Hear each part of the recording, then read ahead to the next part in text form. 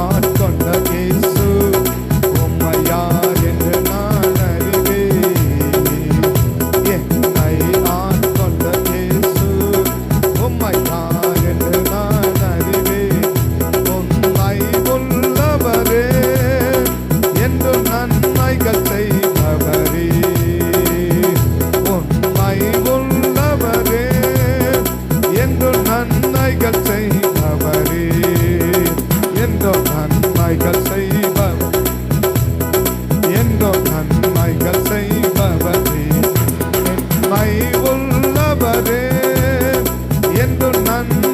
செய்பவரே, என்றோ நன்மைகள் செய்பவர், என்றோ நன்மைகள் செய்பவரே, உம்மை உள்ளவரே என்று நன்மைகள் செய்பவரே, என்றோ நன்மைகள் செய்பவரே, உம்மை உள்ளவரே என்று நன்மைகள் செய்பவரே, என்றோ நன்மைகள் செய்பவரே, உம்மை உள்ளவரே என்றும் நன்மைகள் செய்பவரே, என்றும் நன்மைகள் செய்பவர்.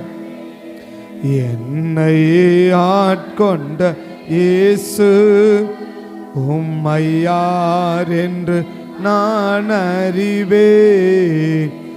என்னை ஆட்கொண்ட இயேசு உம்மை யார் என்று நான் அறிவேன்.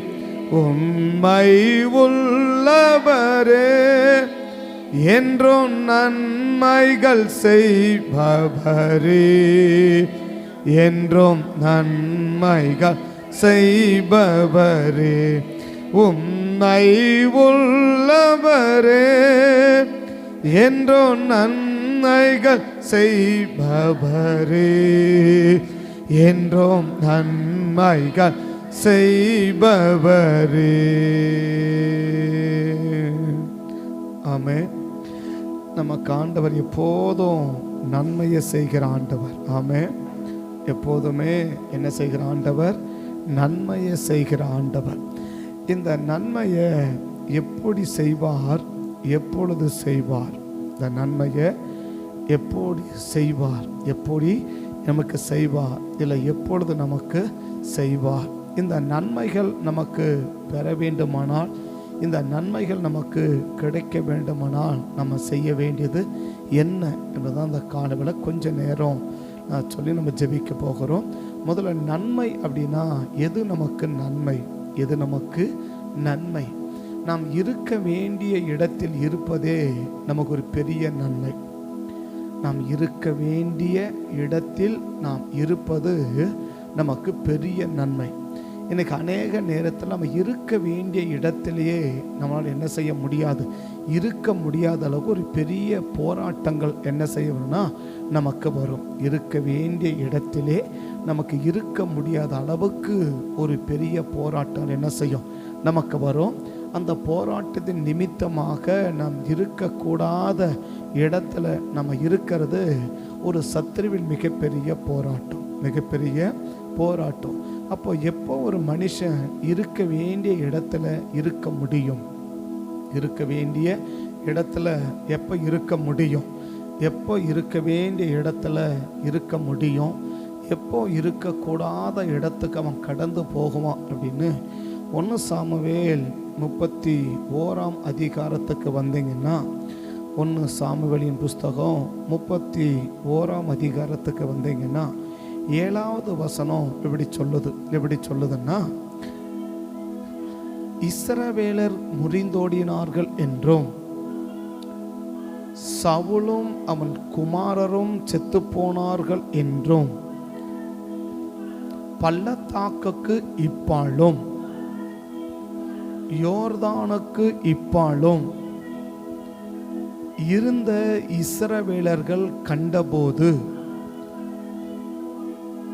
அவர்கள் பட்டணங்களை விட்டு ஓடி போனார்கள். அவர்கள் பட்டணங்களை விட்டு ஓடி போனார்கள். அப்பொழுது பெலிஸ்தர்கள் வந்து எவைகளிலே குடியிருந்தார்கள்? அந்த இஸ்ரவேல் ஜனங்கள் எந்த வீட்டில் குடியிருந்தாங்களோ அந்த வீட்டில் இப்போ யார் வந்து குடியிருக்கிற அப்படின்னா அந்த பெலிஸ்தியர் வந்து குடியிருக்கிறாங்க. அப்போ இஸ்ரவேலர் என்ன செய்ய முடியல? தான் இருக்க வேண்டிய இடத்துல அவங்களால் என்ன செய்ய முடியல? இருக்க முடியல. இருக்க வேண்டிய இடத்துல அவங்களால் இருக்க, எப்படிப்பட்ட இடத்துல ஆண்டவர் அவங்கள குடியிருக்க வச்சாருன்னா 2 காரியத்தை அந்த வசனத்தில் அவங்க மென்ஷன் பண்ணுறாங்க. 2 வார்த்தையை அவங்க குறிப்பிடுறாங்க இல்லையா? 2 இடத்தை என்ன செய்கிறாங்க?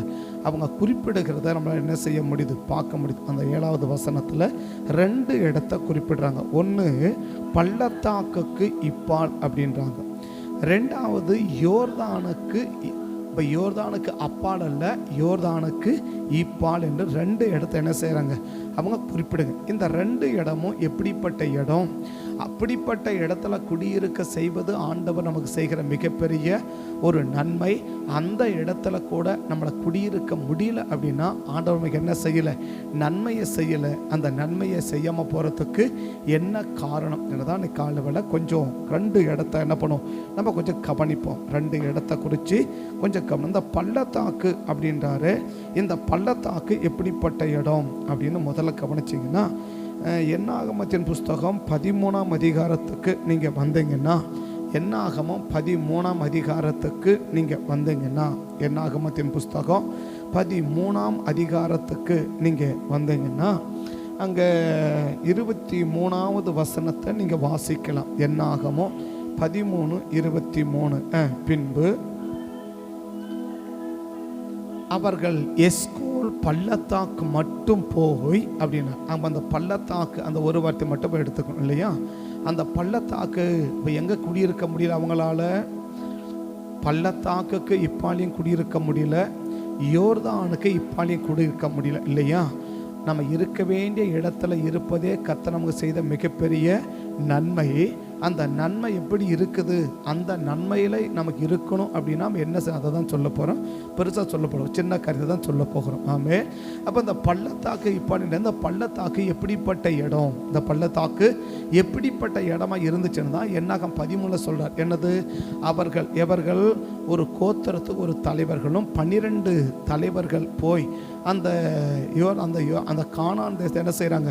சுற்றி பார்க்குறாங்க. கானான் தேசத்தில் பண்ணாங்க, அப்படி சுற்றி பார்க்குறாங்க. அந்த கானான் தேசத்தை சுற்றி பார்க்கும்போது அவங்க ஒரு பள்ளத்தாக்கை கண்டுபிடிக்கிறாங்க. அந்த பள்ளத்தாக்கில் தான் என்ன இருக்குது? இப்போ வாசிக்க அந்த வசனம் இப்போ பாருங்க, 23. பின்பு அவர்கள் பள்ளத்தாக்கு மட்டும் போய் அங்கே ஒரே கொலை உள்ள ஒரு திராட்சை கொடியை அறுத்தார்கள். அதை ஒரு தடியிலே 2 பேர் கட்டி, அங்கே பைபிள் எப்படி சொல்லணும்னாக்கா தடியில் கட்டி 2 பேர் தூக்கிட்டு வந்தாங்கன்னு சொல்லியிருக்கலாம் இல்லையா?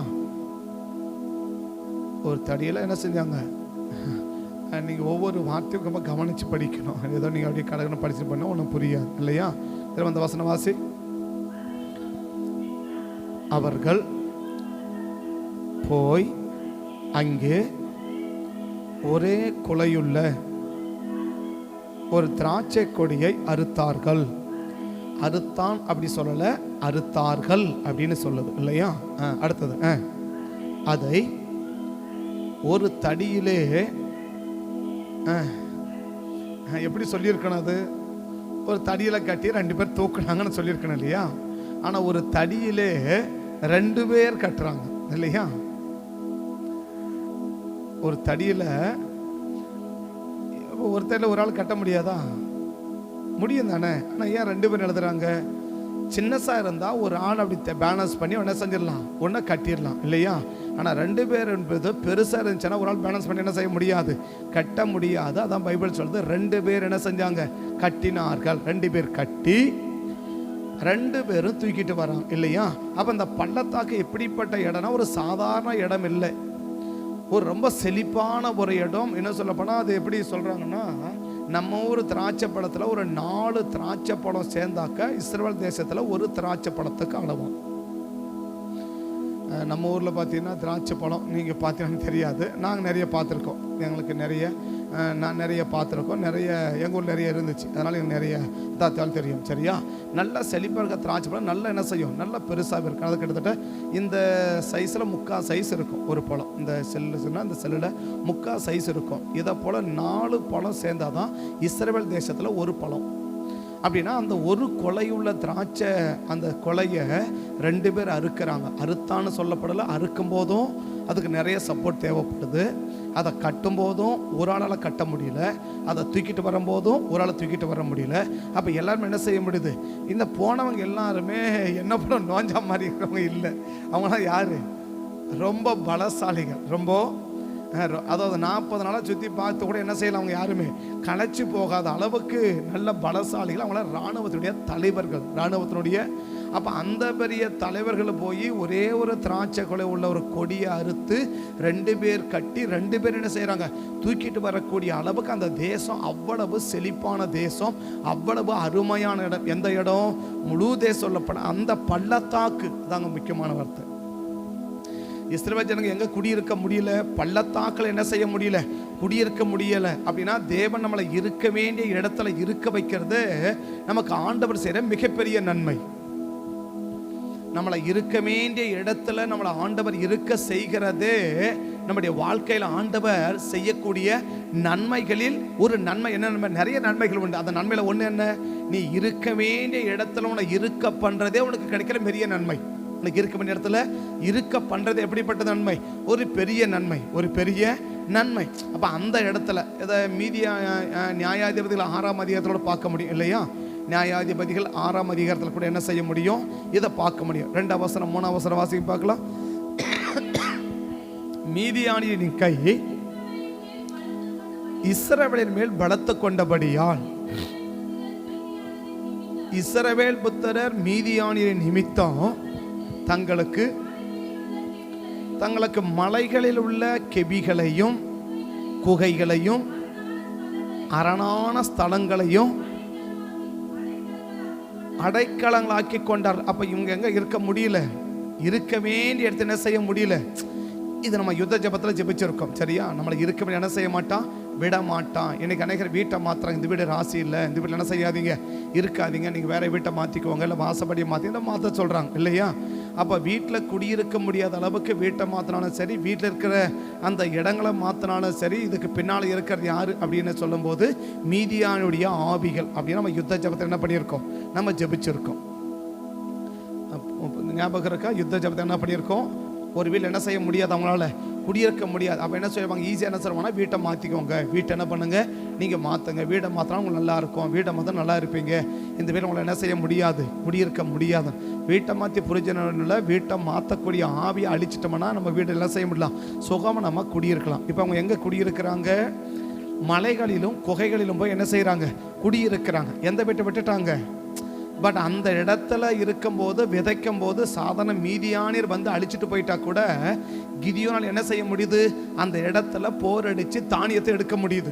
அந்த 6ஆம் அதிகாரத்தில் கிதியோன் என்ன செய்கிறார்? வந்து அது அங்கே அந்த அந்த போர் அடிக்கிறார் பாருங்க. கிதியோன் வந்து என்ன செய்கிறார்? அங்கே போர் அடிக்கிறார் இல்லையா?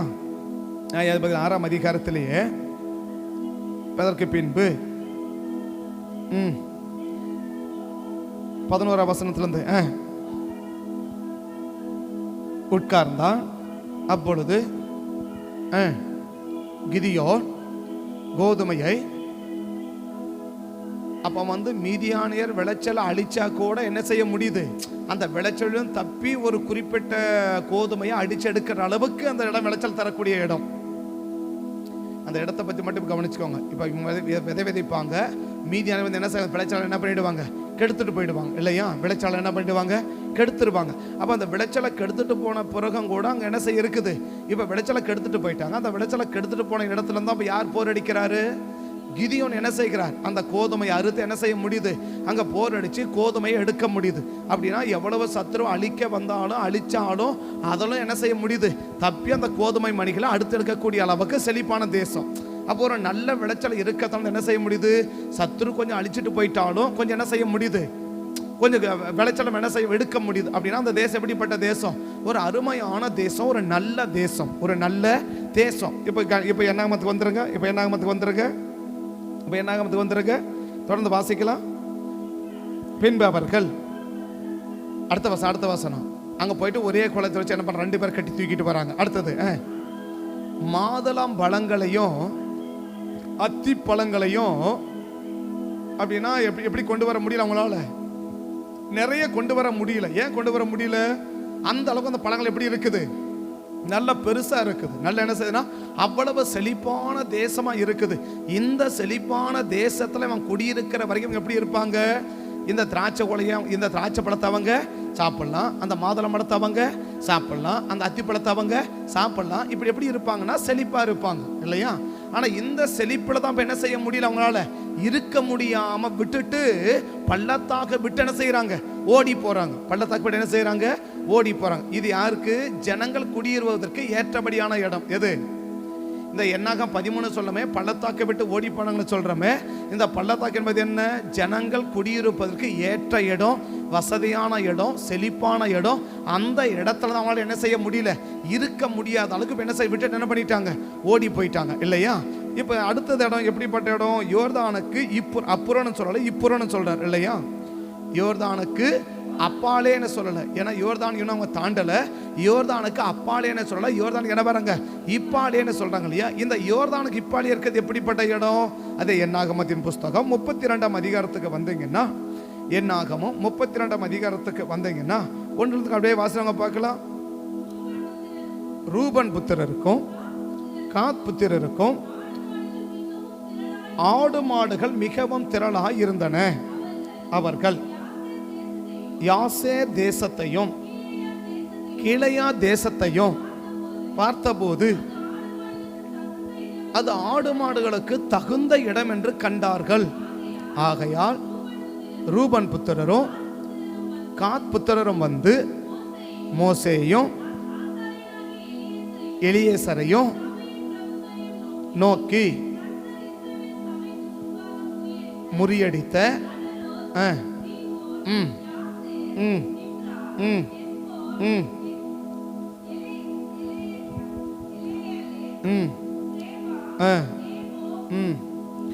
பேயோன் என்னும் சேர்ந்த நாடானது ஆடு மாடுகளுக்கு தகுந்த இடம்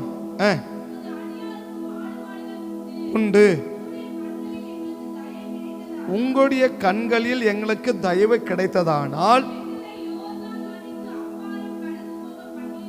அப்போ அவங்க ரெண்டு இடம் சொன்னார்ல. ஒரு இடம் எந்த இடம்? பள்ளத்தாக்குக்கு இப்பாலே. ரெண்டாவது சொன்னார் யோர்தானுக்கு. அப்ப யோர்தானுக்கு அப்பாலே இல்லை, யோர்தானுக்கு இப்பாலே என்றார் இல்லையா? இந்த யோர்தானுக்கு இப்பாலே எப்படிப்பட்ட தேசம்? இப்படிப்பட்ட பட்டணங்களுக்கு ஆடு மாடுகளுக்கு ஆடு மாடு வளர்ப்பதற்கு அருமையான ஒரு இடம்ன்றார். ஆடு மாடு வளர்ப்பதற்கு அங்க பார்த்தோம். மனுஷர் வாழ்வதற்கு ஒரு அருமையான இடம். இந்த இடம் என்ன இடம்? ஆடு மாடுகளுக்கு. அப்போ மொத்தம் என்ன? மனுஷரும் மனுஷனை சார்ந்தவங்களுக்கும் எப்படிப்பட்ட இடம்? அந்த இடம் ரெண்டு இடமே. பள்ளத்தாக்கு பாலினார், அது எப்படிப்பட்ட இடம்? மனுஷர்கள் வாழ்வதற்கு தகுதியான இடம், அருமையான இடம். அந்த இடத்துல இருக்கும்போது நல்ல என்ன செய்யலாம்? அவங்க செழிப்பா இருக்கலாம், குடியிருக்கலாம், ஆசீர்வாதமா இருக்கலாம் இல்லையா? ஆனா அங்க யோர்தானுக்கு இப்பாலின்னு சொன்னார். அந்த யோர்தானுக்கு இப்பாலி எப்படிப்பட்ட இடம்? மிருக ஜீவன்கள் வாழ்வதற்கு, அதாவது எவ்வளவு அதிகமான ஆடு மாடுகள் இருந்தாலும். ஏன்னா முதல் வசனம் எப்படி ஆரம்பிக்குது? ரூபன் புத்திரருக்கும் காத் புத்திரருக்கும் ஆடு மாடுகள் மிகவும் அப்படி இருக்குது. அப்ப கொஞ்சமா இல்ல, அதிகமான சொல்லல, மிகவும் என்ன இருக்குது? ரொம்ப அதிகமா இருக்குது. அப்ப எவ்வளவு ஆடு மாடுகள் இருந்தாலும் அந்த இடத்துல எப்படி இருக்கலாம்? சமாதானமா குடியிருக்கலாம், ஒன்றும் பிரச்சனை இல்லாம குடியிருக்கலாம், எந்த கவலையுமே கிடையாது. ஐயோ மழை பெய்யல, ஆட்டுக்கு என்ன பண்றது, மாட்டுக்கு என்ன பண்றது, அப்படிப்பட்ட பிரச்சனையே கிடையாது. சில இடங்களை பார்த்தா மாட்டுக்கு நல்லா இருக்கும், ஆடுகளுக்கு நல்லா இருக்காது. சில இடங்களை பார்த்தா ஆட்டுக்கு நல்லா இருக்கும், மாட்டுக்கு நல்லா இருக்காது. ஏன்னா ஆட்டுக்கு எவ்வளவு கம்மியா புல் இருந்தாலும் மேய்ஞ்சிரும். ஆனால் மாட்டுக்குன்னு போது கொஞ்சம் அதிகமான புல் வளர்ந்தாதான் மாடு என்ன செய்யும்? மேய முடியும். ஆனால் ஆட்டுக்கு எவ்வளோ குறைவாக இருந்தால் என்ன செய்ய முடியும்? அதை மேய்ஞ்சி பார்த்தா வயிறு நிரப்பிடும். எது? ஆடு. அப்படின்னா மாட்டுக்கு அதிகமான புல் தேவை, ஆட்டுக்கு குறைவான புல் தேவை. இப்போ அவங்க என்ன சொல்கிறாங்க? ஆடு வளர்க்க தகுதியான இடம்னு சொல்லலை, ஆடு மாடுகள் வளர்ப்பதற்கு தகுதியான இடம்ன்றார். ஆடு மாடு வளர்ப்பதற்கு அப்படின்னா எவ்வளவு அதிகமான ஆடுகள் இருந்தாலும் சரி, அதை என்ன செய்யலாம்? இந்த இடத்துல வச்சு நாங்கள் அருமை என்ன பண்ணிடுவோம்? நாங்கள் வளர்த்துக்குவோம். அப்போ அதுக்கு தகுதியான இடம்ன்றார். அப்போ ரெண்டு இடம் என்ன இடம்? ரெண்டு அப்புறம் கம்பேர் பண்ணிக்கணும். எப்படி சொல்லலாம்? மனுஷங்க வாழ்றதுக்கும் சரியான இடம், ஆடு மாடு வளர்க்கறதுக்கும். இப்போ இது ரெண்டு தான் அவங்களுக்கு தேவை. ஏன்னா அவங்க யாரு? ஆடு மேய்ப்பர். யார் அவங்களாம்? மேய்ப்பர்கள். அவங்கள யாரு? ஆடு மேய்க்கிறவங்க. அவங்களுக்கு என்ன தேவை? ஒன்று நம்ம இருக்கிறதுக்கு நல்ல இடமா இருக்கணும். ரெண்டாவது நம்ம செய்யற வேலை செய்யறப்ப நம்ம செய்யற வேலைன்றோம். அவங்க ஆடு மாடு மேய்க்கிறோம், அவங்க ஆடு மாடு மேய்க்கிறதுக்கு. இப்போ ரெண்டுமே நல்லா இருக்கு. இப்போ உங்களுக்கு பிரச்சனையே எந்த ஒரு பிரச்சனை இந்த இடத்துல இருந்தாங்கன்னா அவங்களுக்கு எந்த பிரச்சனை கிடையாது, எந்த பிரச்சனையுமே கிடையாது. அப்ப இதுவரைக்கும் எப்படி வாழ்றாங்க? எந்த பிரச்சனையுமே இல்லாம, அவங்களுக்கும் எந்த பிரச்சனையும் இல்லை, ஆட்டு மாட்டுக்கும் எந்த பிரச்சனையும் இல்லாம என்ன பண்ணிட்டு இருக்கிறாங்க, வாழ்ந்துகிட்டு இருக்கிறாங்க. எல்லா இடமும் அப்படி இருக்காது, எல்லா இடமும் அப்படி இருக்காது. சில நேரத்துல மனுஷருக்கு நல்லா இருக்கும், ஆடு மாடுங்களுக்கு தகுதியா இருக்காது. சில நேரத்தில் ஆடு மாடுகள் சரியா இருக்கும், மனுஷங்களுக்கு அதெல்லாம் இருக்காது, சரியா இருக்காது. அப்படி இருக்கும்போது இந்த எப்படிப்பட்ட இடம்? மனுஷருக்கும் நல்ல இடம், ஆடு மாடு வளர்க்கறதுக்கும் நல்ல இடம். இந்த எப்படி சுத்தி பார்த்தாலும் இந்த இடத்துல குறை சொல்றதுக்கு ஒண்ணுமே கிடையாது, குறையா இருக்கிறது ஒண்ணுமே கிடையாது, குற்றம் சொல்றதுக்கு ஒண்ணுமே கிடையாது, இது நல்லா இல்லைன்னு சொல்றதுக்கு ஒண்ணுமே கிடையாது. இவ்வளவு நல்ல இடத்துல தான் இப்ப அவங்களால என்ன செய்ய முடியல, குடியிருக்க முடியாம விட்டுட்டு ஓடி போறாங்க. இந்த இடத்துல வந்து யார் குடியிருக்கிறானா, பெலிஸ்தர் வந்து என்ன செய்யறாங்க, அந்த பட்டணங்களிலே குடியிருக்கிறாங்கன்னு சொல்றாங்க. இப்ப அவங்கள கேட்கணும், அப்ப தேவ ஒரு மனுஷனை இருக்க வேண்டிய இடத்துல இருக்க வைக்கிறதே பெரிய நன்மை. ஒரு மனுஷனை அவன் எங்க இருக்கணும், எங்க இருக்கணும், அவன் வாழ்வதற்கு ஏற்ற வசதியான இடத்துல அவன் இருக்கணும். ரெண்டாவது என்ன, அவன் அவன் ஆடு மாடுகள் குடியிருப்பதற்கு ஏற்ற வசதியான இடத்துல அவன் என்ன செய்யணும், அவன் குடியிருக்கணும். இது ரெண்டு தான் அவனுக்கு தேவை. இது ரெண்டுமே அந்த இடத்துல என்ன செய்யுது, அவனுக்கு இருக்குது. அவனுக்கு எந்த பிரச்சனையுமே இல்லாம என்ன செஞ்சுக்கிறான், குடியிருக்கிறான். பட் அந்த இடத்துல தான் அவனால என்ன செய்ய முடியலன்னா, இருக்க முடியாத விட்டுட்டு என்ன பண்றான், ஓடி போகிறான். அவனா அதாவது நமக்கு வேணான்னு சொல்லி விட்டுட்டு போகல, இந்த இடத்துல நம்ம என்ன செய்ய முடியாது, இருக்க முடியாதுன்னு சொல்லிட்டு என்ன செய்யறான், விட்டுட்டு அந்த வீட்டை விட்டு ஓடி போறான். அந்த இடத்துல வந்து பெலிஸ்தர்கள் என்ன செய்யறாங்க, குடியிருக்க. அப்ப அந்த இடத்த விட்டு ஓடி போய் பெலிஸ்தர் குடியிருக்கிறாங்கன்னா எங்க வந்து குடியிருக்கிறாங்க, அந்த அழகான செழிப்பான இடத்துல வந்து அவங்க குடியிருக்கிறாங்க. எந்த செழிப்பான இடம், மனுஷங்க வாழ்றதுக்கும் சரியான இடம், மிருகஜீவன் வாழ்றதுக்கும் சரியான இடம். அந்த இடத்துல யார் வந்து குடியிருக்கிறாங்க, பெலிஸ்தர் வந்து குடியிருக்காங்க. யார் குடியிருக்க முடியல, இஸ்ரவேலர் குடியிருக்க அவங்களால முடியல, இஸ்ரவேலர் குடியிருக்க அவங்களால முடியல. அப்படின்னா தேவன் என்ன விரும்புறாருன்னா, நீ இருக்க வேண்டிய இடத்துல குடியிருக்கதே கர்த்தர் கொடுக்கிற மிகப்பெரிய ஆசீர்வாதம். நீ இருக்க வேண்டிய இடத்துல நீ குடியிருக்க பண்ணுவதே ஆண்டவர் கொடுக்கிற நன்மைகளில் அநேக நன்மைகள். அது ஒரு நன்மை, என்ன நன்மை, நாம் இருக்க வேண்டிய இடத்துல இருக்கிறதே கர்த்தர் நம்ம செய்யற நன்மைகளில் ஒரு விதமான நன்மைகள். அந்த நன்மையை கர்த்தர் நமக்கு செய்யணும்னா நம்ம என்ன செய்யணும், அந்த நன்மையை நம்ம செய்யணும்னா இப்ப இப்படிப்பட்ட நன்மை என்ன செய்யணும், நமக்கு தேவன் கொடுக்கணும் இல்லையா. இதுவரைக்கும் தேவன் கொடுத்திருக்கிறாரு, தொடர்ந்த நன்மை என்ன செய்யணும், கொடுக்கணும். நமக்கு இதுவரைக்கும் கொடுத்த நன்மையை இனி நமக்கு என்ன செய்யணும். அப்ப இன்னைக்கு தேவன் என்ன சொல்ல விரும்புறார், இதுவரைக்கும் கொடுத்த நன்மையை இனி உனக்கு என்ன செய்ய விரும்புற, கொடுக்க விரும்புற. அதான் இன்னைக்கு உனக்கு சொல்றது, இதுவரைக்கும் உங்களுக்கு கொடுத்த நன்மைகளை இனி என்ன செய்ய விரும்புறேன். அப்ப கொஞ்ச நாள் கொடுத்துட்டு கொஞ்ச நாள் என்ன செய்யறது இல்லை, அதை நிறுத்துறது இல்லை. அந்த நன்மையை உனக்கு என்ன செய்ய விரும்புறேன், தொடர்ந்து நான் கொடுக்க விரும்புறேன். இது வரைக்கும் உனக்கு கொடுத்த நன்மையை. அப்ப அந்த சிறுவ ஜனங்களுக்கு இது வரைக்கும் அந்த நன்மை என்ன செஞ்சாரு, கொடுத்தார். இது வரைக்கும் அந்த நன்மையை, என்ன நன்மையை, அவங்க வாழ்றதுக்கு சரியான இடத்துல அவங்கள வச்சிருந்தார். அவங்க மிருக ஜீவங்கள் வாழ்வதற்கு சரியான இடத்துல வச்சிருந்தா. அப்ப இது ரெண்டு நாள் கொடுக்கிற இதுவரைக்கும் கொடுத்த நன்மை, இதுவரைக்கும் கொடுத்த நன்மையா இனி ஆண்டவர் என்ன செய்யணும், அவங்களுக்கு தொடர்ந்து கொடுக்கணும். அப்ப இதுவரைக்கும் நம்மளுக்கு கொடுத்து வந்த நன்மைகளை ஆண்டவர் என்ன பண்ணிடக்கூடாது, பாதியில நிறுத்திடக்கூடாது,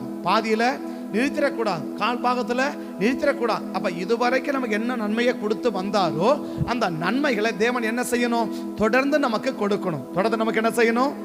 அப்ப சில பேருக்கு தேவனதை என்ன செய்ய முடியல, தொடர்ந்து கொடுக்க அவங்களால முடியல இல்லையா.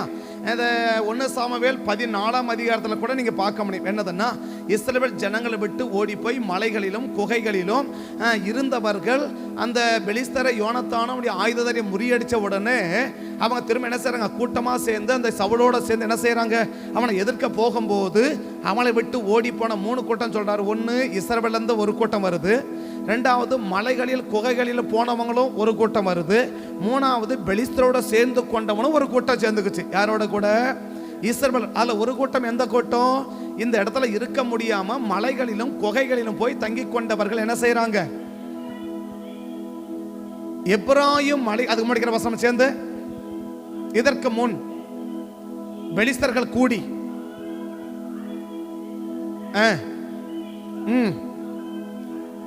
கூடிக்கொண்டார்கள். எப்ராயிம் மலைகளில். அப்ப இவன் எங்க இல்ல, இருக்க வேண்டிய இடத்துல அவன் என்ன செய்யல இல்ல. அவன் எங்க போய் இருக்கிறான், எப்ராயிம் மலைகளில் ஒளிந்து கொண்டிருந்தவர்களும் சகல இஸ்ரவேலரோடும் கேள்விப்பட்ட போது, அப்படின்னா 1-2 பேர் இல்லை, அந்த எப்பிராயீம் மலை தேசத்தில் ஒளிந்து கொண்டிருந்த சகல இஸ்ரவேலர்ன்றார் இல்லையா? எப்பிராயீம் மலை தேசத்துல குகைகளில் ஒளிந்து கொண்டிருக்கிறவங்க 1-2 பேர் இல்ல, சகல இஸ்ரவேலர்ன்றார். அப்போ நிறைய பேர் எங்க போய் ஒளிஞ்சுட்டு இருக்கிறான்? மலையில போய் இருக்கிறான். எங்க இருக்க முடியல அவங்களால? கீழே இருக்க வேண்டியவங்களால என்ன செய்ய முடியல? இருக்க முடியல.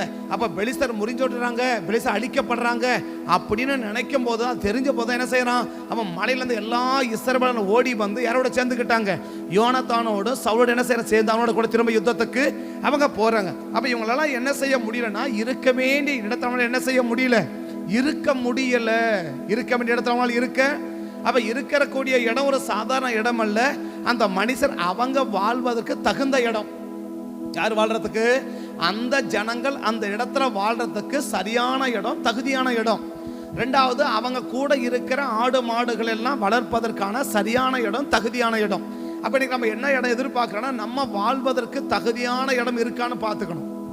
நம்ம வாழ்றதுக்கு போதுமா இருக்கா? நம்ம எப்படி இருந்தாங்க, இந்த இடத்துல எப்படி இருந்து இதெல்லாம் இருந்தா நம்ம கம்ஃபர்டபுளா வாழ முடியும். அவனை வாழ்வதற்கு எல்லா வசதிகளும் அங்க அவனுக்கு இருக்குது. ஆடு மாடுகள் எல்லா வசதிகளும் அங்கே இருக்குது. அப்படி இருக்கிற இடத்த அவன் என்ன செய்ய விரும்புறான்?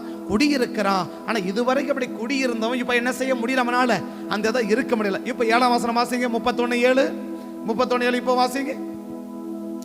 1 Samuel 31:7 இப்ப வாசிங்க. இஸ்ரவேலர் முறிந்தோடினார்கள் என்றும்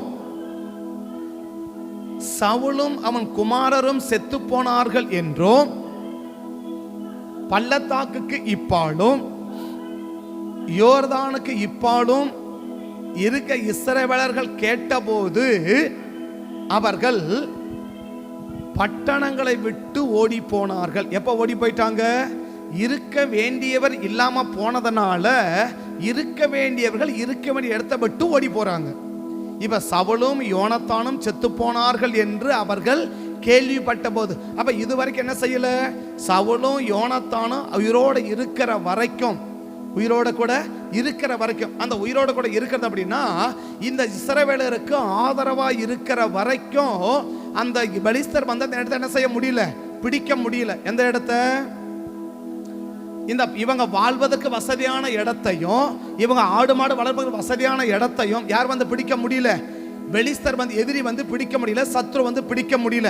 அப்ப எப்ப சத்ரு வந்து நமக்கு வாழ்வார்க்கான வசதியான இடத்தை சத்ரு எப்போ வந்து பிடிப்பான்? ஆதரவா இருக்க வேண்டியவர்கள் ஆதரவா இல்லாத போகிற பட்சத்தில் சத்ரு வந்து நமக்கு ஒடுக்கப்பட்ட இடத்தை ஈஸியா பிடிச்சிருவோம்.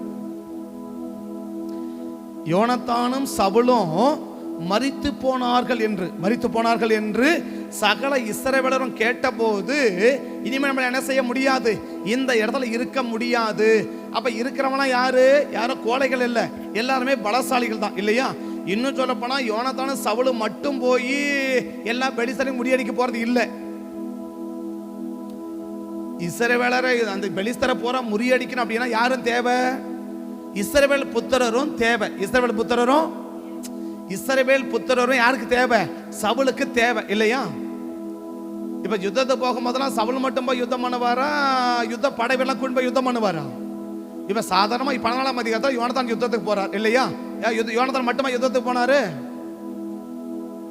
14ஆம் அதிகாரத்தில் யோனத்தான் யுத்தத்துக்கு போறாரா?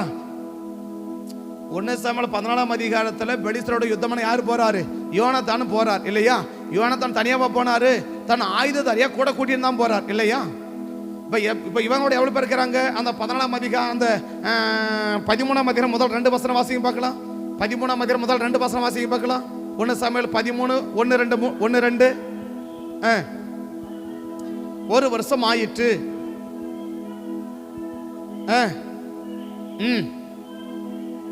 3000 பேர் யார் கூட இருக்கிறாங்க? அப்ப சவுல் யுத்தத்தை போகும்போது எத்தனை பேரை கூட்டிட்டு போவாரு? 3000 பேரை கூட்டிட்டு போவாங்க. இந்த 3000 பேர்லாம் யாரு? இந்த இஸ்ரவேல் தேசத்துல குடியிருக்கிறவன் தான் இல்லையா? இந்த 3000 பேர் யாரு? இஸ்ரவேல்ல குடியிருக்கிறவன். அவன் தான் இப்ப கேள்விப்படுறான். என்ன கேள்விப்பட்டான்? சவுலும் யோனத்தானும் செத்து போனார்கள் என்று கேள்விப்பட்டு இனி என்ன செய்ய முடியாது? எப்பா உன்னை வச்சுதான் அவன் பெலிஸ்தரை முறியடிச்சு நிற்கிறான். ஆனால் இவன் நினைச்சு நிற்கிறான், நான் தானே பெலிஸ்தரை முறியடிக்கிறேன், நான் என்ன செய்ய முடியும், என்னால் குடியிருக்க முடியும்னு அந்த 3000 பேர்ல ஒருத்தன் கூட சொல்ல முடியல. இஸ்ரவேலுக்கு அந்த பெலிஸ்தர் கூட யுத்தம் பண்ண சவுல் போவார் அப்படின்னு சொன்னா யாரை தான் கூட்டிட்டு போகணும்? இந்த இஸ்ரவேல் ஜனங்களை யுத்த வீரரை கூட்டிட்டு போகணும் இல்லையா? இப்ப இந்த யுத்த வீரர்கள் இப்ப சவுலும் யோனதான் செத்து போயிட்டு அடுத்து என்ன சொல்லியிருக்கணும் அவங்க? நான் போனதான் அவனே ஜெயிக்கவாங்க இல்லையா? நான் போகாத என்ன செய்ய முடியாது.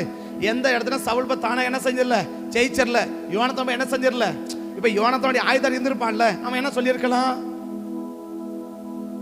யோனத்தானுடைய ஆயுததாரி அங்க இருக்கிறான்னு வச்சுக்கோங்களேன், 31 இருக்கிறான்னு வச்சுக்கோங்களேன், அவன் என்ன சொல்லியிருக்கலாம்?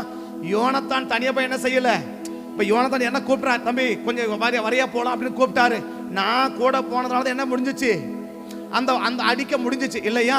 அவர் முன்னாடி நான் பின்னாடி என்ன பண்ணிட்டு போனேன், வெட்டிட்டு போனேன். அப்ப யோனத்தான் செத்தா என்ன, நான் இருக்கிறேன், என்னால என்ன செய்ய முடியும், என்னால என்ன செய்ய முடியும், இந்த எதிரிய சத்துருவை எதிர்த்து ஜெயித்து என்னால வாழ முடியும் அப்படின்னு யார் சொல்ல முடியல. எல்லாரும் யுத்த வீரர்கள் தான். அந்த யுத்த வீரன் தான், அந்த யுத்த வீரன் கூட என்ன செய்ய முடியல, என்னால முடியும், நான் செஞ்சிருவேன், ஏன்னா எனக்கு திறமை இருக்கு, நான் எத்தனை யுத்தத்தை பார்த்தேன், எத்தனை. ஏன்னா 14ஆம் அதிகாரம் சொல்லுது, சவுல் யார் மேல படையெடுத்து போனா அத்தனை பேரையும் அடைக்கிறான்னு சொல்லுது இல்லையா? அப்ப ஏகப்பட்ட ஆட்களை யார் பார்த்திருக்கிறாங்க, இந்த யுத்த வீரர்கள் பார்த்திருக்கிறாங்க. ஆமாவா? 14ஆம் அதிகாரத்துல பாருங்க, 1 சாமுவேல் 14ஆம் அதிகாரத்துல பாருங்க. இல்ல அதுக்கு முடிக்கிற அந்த முழு வசனத்தை சேர்த்து வாசி. 47ஆம் வசனம். இப்படி சவுல் இஸ்ரவேலை ஆளுகிற ராஜ்யபாரத்தை பெற்றுக்கொண்டு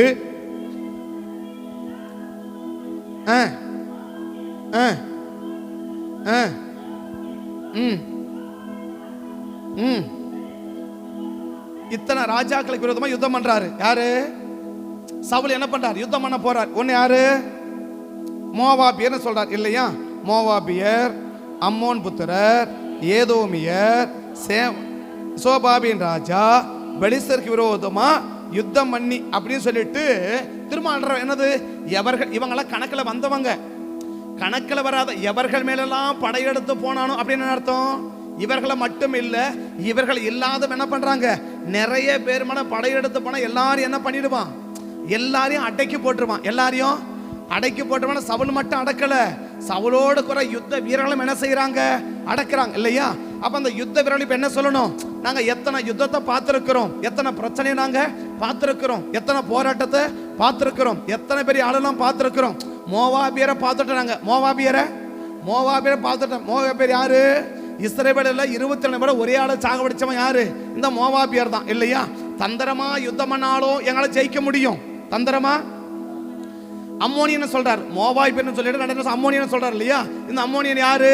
நேரடியா யுத்தத்துக்கு வர்றவன். இந்த அம்மோனியன் யாரு? மோவாபியன் தந்திரமா யுத்தம் பண்றவன். அம்மோனியன் யாரு? நேரடியா யுத்தத்துக்கு வர்றவன். நேரடியா எங்க ஊர் வழி என்ன பண்ணக்கூடாது, நீ போக கூடாது அப்படின்னு யுத்தம் பண்றவன் யாரு? புரியுதுங்களா சொல்றது? மோவாபியர் யாரு?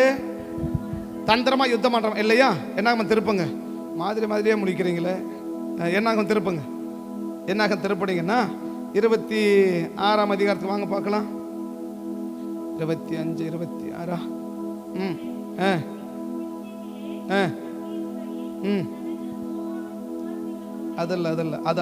அது சாதாரண யுத்தம் பண்றது.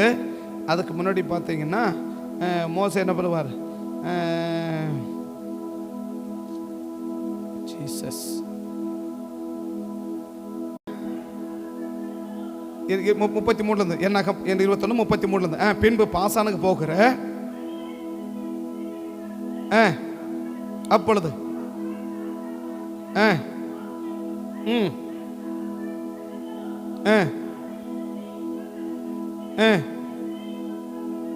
வந்தான், நோக்கி பயப்பட வேண்டாம், அவனையும் ஜனங்கள் எல்லாரையும் தேசத்தையும்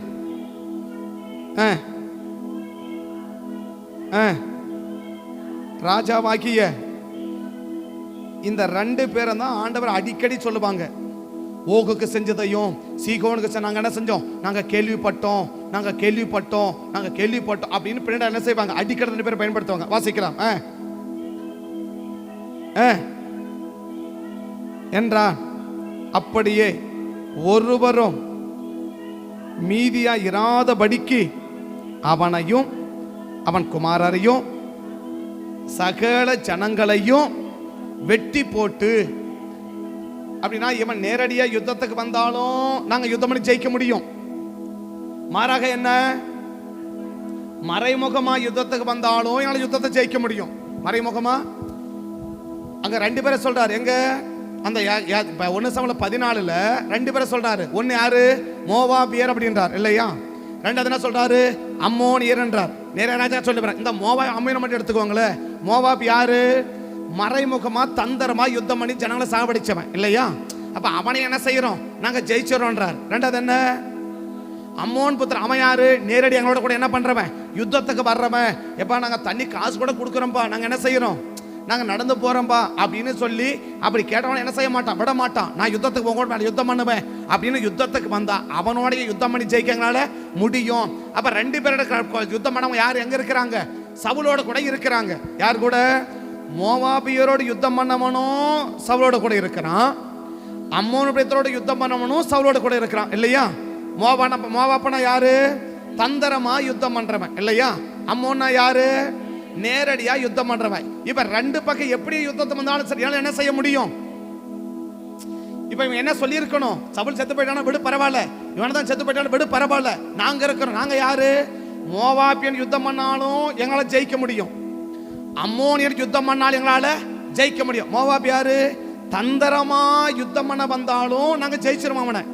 ரெண்டாவது என்ன, நேரடியா எங்களோட ஃபேஸ் டு ஃபேஸ் யுத்தம் பண்ண வந்தாலும் நாங்க என்ன பண்ணிடுவோம், நாங்க அவனை ஜெயிச்சிருவோம். அப்படிப்பட்ட திறமை எங்க காட்டி இருக்குது. அதனால இனிமே நாங்க என்ன செய்ய முடியும், எங்களால எங்க திறமைய வச்சு நாங்க இருக்கிற இடத்துல இதுவரைக்கும் பெற்ற நன்மையை இனிமேலும் எங்களால பெற முடியும் என்று அவங்க யாருமே என்ன செய்ய முடியல, சொல்ல முடியல. அப்ப இதுவரைக்கும் பெற்ற நன்மையை இனியும் நான் தொடர்ந்து பெற வேண்டுமானால் யாருடைய ஆதரவை இதுவரைக்கும் நமக்கு இருந்துச்சோ அவங்க ஆதரவை தொடர்ந்து என்ன செய்யணும், இருந்து கொண்டே இருக்கணும். இதுவரைக்கும் அவன் திறமசாலி தான். யாரு, அம்மோனியன் வந்தாலும் ஜெயிச்சிருவான், மோவாபி வந்தாலும் ஜெயிச்சிருவான். ஆனா யார் இருந்தா, சவுலும் யோனத்தானும் இருந்தா இல்லையா. அப்ப சவுல் இருந்தா, இருக்க வேண்டியவர்கள் நம்மளோட கூட இருந்தாதான் நம்ம என்ன செய்ய முடியும், இதுவரைக்கும் பெற்ற வெற்றியை இனியும் நம்ம பெற முடியும். அப்ப இதுவரைக்கும் பெற்றதை இனிமே பெற முடியணும். அப்ப எனக்கு திறமை இருக்கு, நான் என்ன பண்ண முடியும், என்னால செய்ய முடியும். நான் எவ்வளவு யுத்தத்தை பார்த்தேன், எத்தனை படையை பார்த்தேன். சவுல் யாரு மேல படையெடுத்து போனாலும் எல்லா இடத்துல நாங்க என்ன பண்ணி இருக்கிறோம், நாங்க கூட போய் இருக்கிறோம். அவன் தந்திரமா வந்தாலும் அடிச்சிருவேன், நான் நேரடியா வந்தாலும் அடிச்சிருவேன். அதனால எந்த எதிரி பத்தி என்னதில்ல, எனக்கு கவலை இல்லை, என்னால முடியும் என்ற ஒரு வார்த்தை யார் கிட்ட வாயில வரல, சகல இஸ்ரவேல் புத்திரர் வாயிலிருந்து ஒருத்தன் வாயிலிருந்து கூட வரல.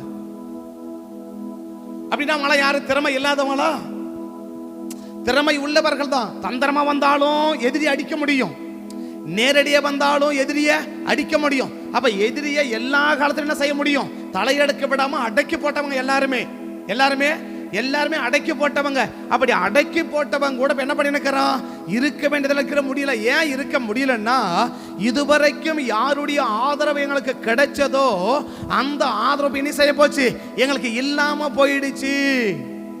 அப்ப ஆதரவா இருக்க வேண்டியவர்கள் ஆதரவா இல்ல அப்படின்னா 1000 ஆதரவு நமக்கு பிரயோஜனம் இல்ல. நமக்கு 1000 பேர் ஆதரவா இருந்து பிரயோஜனம் இல்ல. யார் ஆதரவா இருக்க வேண்டுமோ அவங்க நமக்கு ஆதரவா இருக்கணும். யார் ஆதரவு இருக்கணும், இந்த சகல இஸ்ரவேலுக்கு யார் ஆதரவு இருக்கணும், சவுலுடைய ஆதரவு இருக்கணும். சவுலுடைய ஆதரவு இருக்கிற வரைக்கும் அவன் எங்க குடியிருந்தான், அவன் வசதியான இடத்துல அவன் குடியிருந்தான். அவன் ஆடு மாடெல்லாம் எப்படி இருக்குது, வசதியான இடத்துல குடியிருக்குது. அவன் எந்த பிரச்சனையுமே சந்திக்கல. ஆனால் முதல் முறையா கேள்விப்பட்ட உடனே அவனுக்கு புரிஞ்சு போச்சு, இனிமேல் நம்மளால என்ன செய்ய முடியாது, இந்த எதிரியை ஜெயிக்கவே நம்மளால முடியாது. எந்த எதிரிய, இதுவரைக்கும் எந்த எதிரியை ஜெயிச்சோன்னா அந்த எதிரி தான் சொல்றாரு. இதுவரைக்கும் அந்த 14 லிஸ்ட் கொஞ்சம் படிங்க பார்க்கலாம். அந்த 14 லிஸ்ட் கொஞ்சம் படிங்க பார்க்கலாம். அந்த என்ன யாத்திராக 1 Samuel 14ஆம் அதிகாரத்தை லிஸ்ட் கொஞ்சம் படிங்க பார்க்கலாம். மோவாபியர், அம்மோன் புத்திரர், ஏதோமியர், ராஜா. அப்ப பெலிஸ் அந்த கூட்டத்தில் யாரும் அடங்குறான், பெலிஸ்தரும் அடங்குறான் இல்லையா.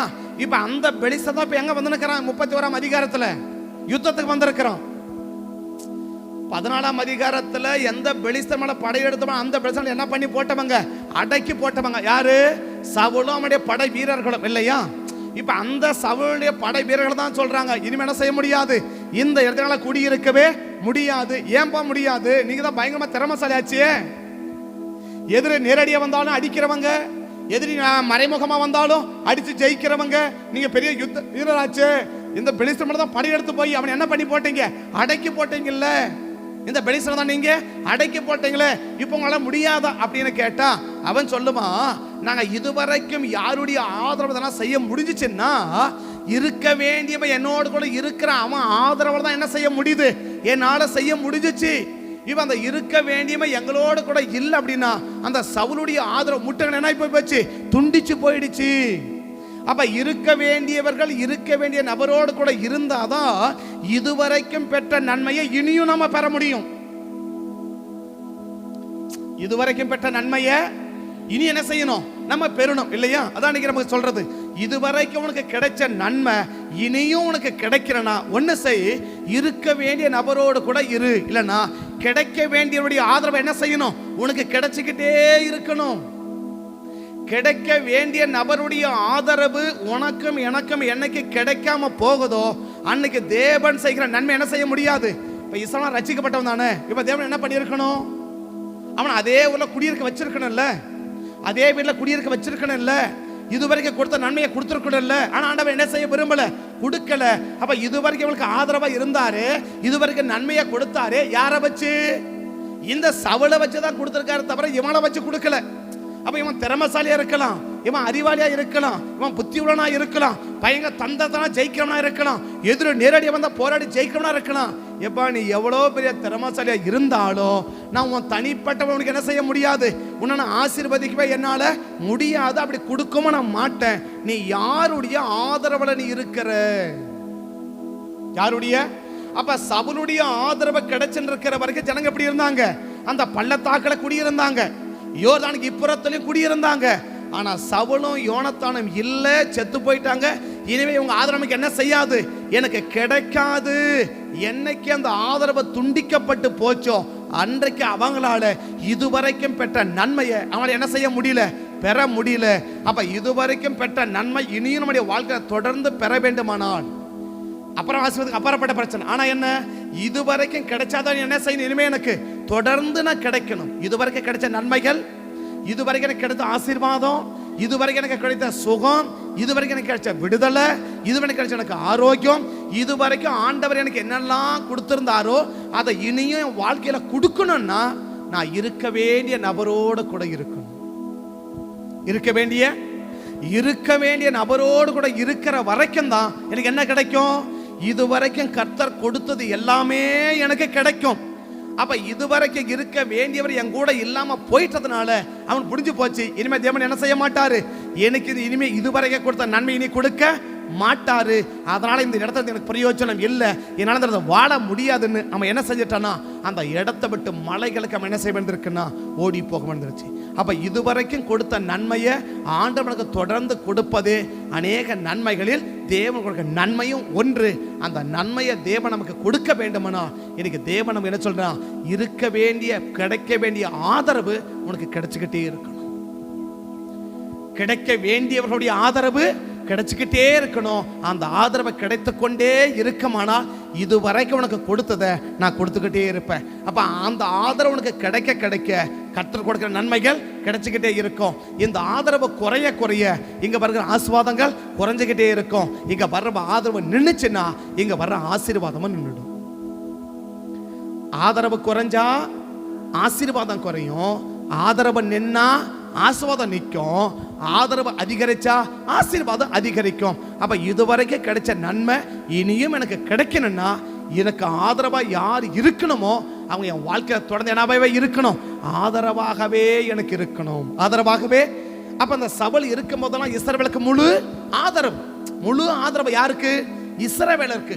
அந்த இஸ்ரவேல் தான் என்ன செய்ய முடியல, இருக்க முடியல. ஏன், அந்த ஆதரவு எனக்கு கிடைக்காம போயிடுச்சு, இனிமே என்ன செய்ய முடியாது, எனக்கு வாழ முடியாது அப்படின்னு சொல்லி இருக்க வேண்டிய இடத்தை விட்டுட்டு இருக்கக்கூடாத மலைகளுக்கும் குகைகளுக்கு என்ன செய்யறாங்க, அவங்க ஓடி போகிறாங்க. அப்ப நம்ம இருக்க வேண்டிய இடத்துல இருந்தாதான் கிடைக்க வேண்டியது என்ன செஞ்சுட்டே இருக்கும், கிடைச்சிட்டே இருக்கும். இதுவரைக்கும் கிடைச்ச நன்மைகள் இனியும் கிடைக்கிறனா கிடைக்க வேண்டிய ஆதரவுகள் கிடைத்து கொண்டே இருக்கணும். கண்டுபிடி ஜெபம் பண்ணலாங்களா? கண்ணபடி சோமலாமா, கண்களை மூடுவோம், கர்த்தரை நோக்கி பார்ப்போம்.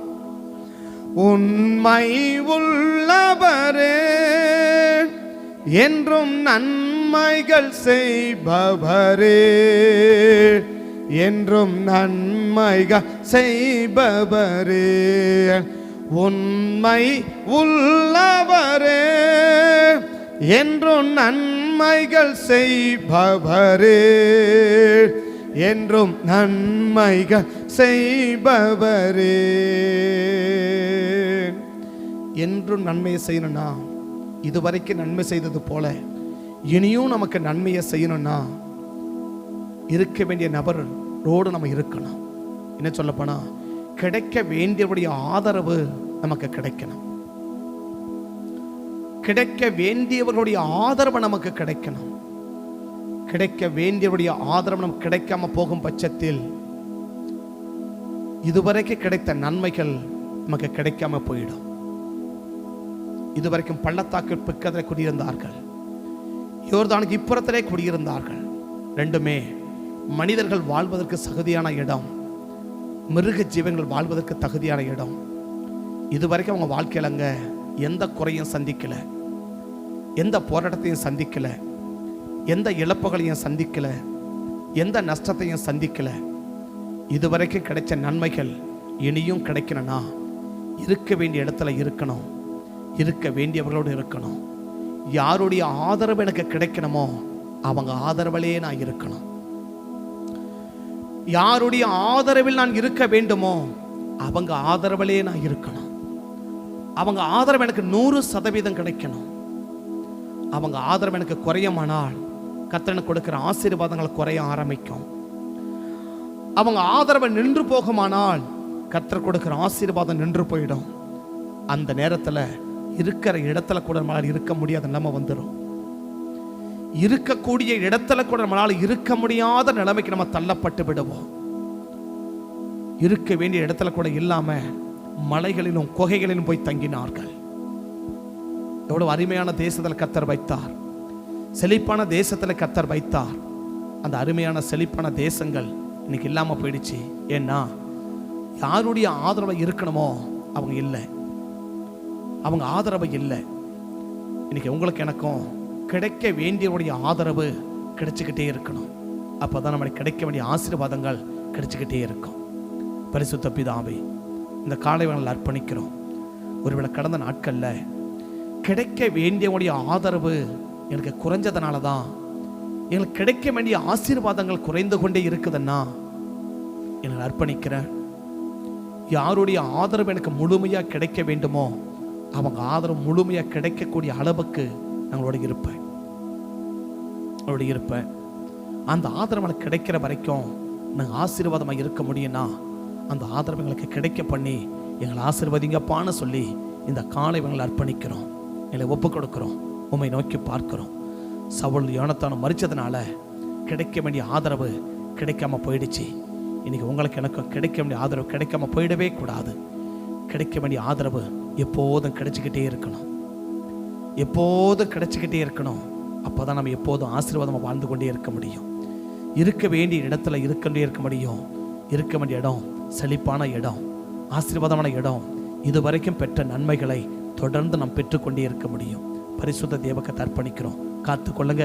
அப்படியே கிடைக்க வேண்டிய ஆதரவு எனக்கு முழுமையாய் கிடைக்க பண்ணி கிடைக்க வேண்டிய எல்லா இதுவரைக்கும் கிடைத்த எல்லா விதமான ஆசீர்வாதங்களையும் இனி எங்கள் வாழ்க்கையில் தொடர்ந்து கிடைக்க பண்ணி எங்களை ஆசீர்வதிக்கும்படி சமூகத்தை நோக்கி பார்த்து ஜெபிக்கிறோம். தடைகளை மாற்றிடுங்க, நாமத்தை மையப்படுத்துங்க, குறைகளை குற்றங்களை மன்னியும். இன்னும் நாங்கள் நேர்த்தியாக செம்மையாக செய்வதற்கு அதிகமான கிருபைகளை தந்து எங்களை காத்து நடத்தும்படி சமூகத்தை நோக்கி பார்த்து ஜெபிக்கிறோம். இறக்கத்தை ஒப்புக் கொடுக்குறோம். காத்து ஆசீர்வதிங்க, நாமத்தை மகிமைப்படுத்துங்க, கிருபை எங்களை தாங்கட்டும். இயேசுவின் நாமத்தை தாழ்த்தி உடைய திருக்கத்தில் அர்ப்பணித்து ஜெபிக்கிறோம். ஜெபம் கேளும் ஜீவனுள்ள நல்ல பிதாவே, ஆமென். என் ஆத்துமாவே கர்த்தரை ஸ்தோத்திரி, முழுமே பரிசுத்த நாமத்தை ஸ்தோத்திரி.